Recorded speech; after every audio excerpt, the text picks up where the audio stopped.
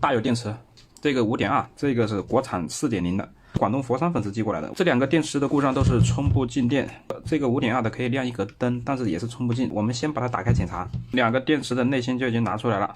5.2的是三星的电芯，4.0的是海思达的电芯。我们现在测量每组电芯的电压，判断故障情况。第一组3.6正常，第二组3.788不正常了，因为它已经有压差比较大，180多的压差。第三组3.787，第四组3.785，第五组3.1。那么这个电池呢，它存在着3种电压，两个压差，3.6和这个3.1的都不对，剩下的3组它的电压是一致的。这个电池我们要换2组电芯啊。这个电池第一组就是坏的，电压为0，第二组3.677，第三组也是为0，第四组3.662，第五组也是为0。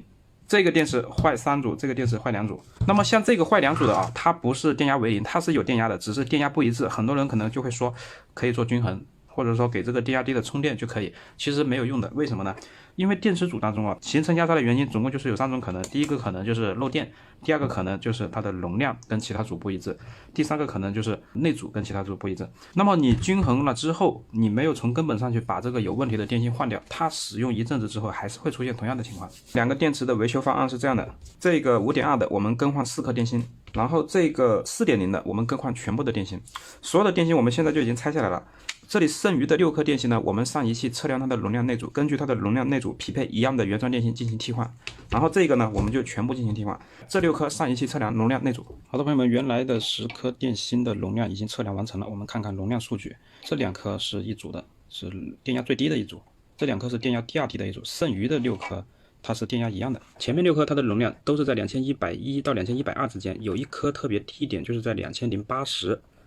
它们的电压一致性是比较好的。这2个呢是电压第2高的，它们的容量明显的比上面的每一颗都要多出差不多60毫安时，两并的话就是多出了100多毫安时。那么随着循环次数的增加，它肯定它的电压就已经有区别了。然后这边还有2颗，可以看到它们的容量都是最大的，这2颗就是电压最低的，它们的容量是最高的，比前面的每一颗都多出了差不多160毫安时出来。那么两并就多出了320毫安时，所以随着循环次数的增加，它们的电压是最低的。好的，朋友们，这个是原来的电芯，这个是我们匹配的电芯。这个电池现在的维修方案是更换5颗电芯，因为有一颗呢，它的容量也是偏小的。我们现在这5颗电芯，它的容量是一致的，内组是一致的，电压也是一致的。我们现在需要是每一组呢有一颗原来的电芯，同时也有一颗我们匹配的电芯，只有这样子呢，每一组它的容量内组才是均衡的。现在开始安装。每一组容量最大和每组容量最小的作为一组，这样子呢，容量就匹配了。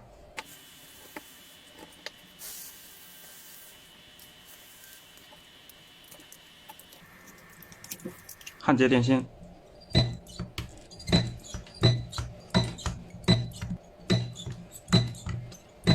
好的，朋友们，电芯焊接完成了，看一下我们的焊点。我们是刚好点回原来的位置，比较美观。因为它这个原来的连接片是铜的，这个是非常好的，铜是内阻非常的低，可以增加过流，减小发热。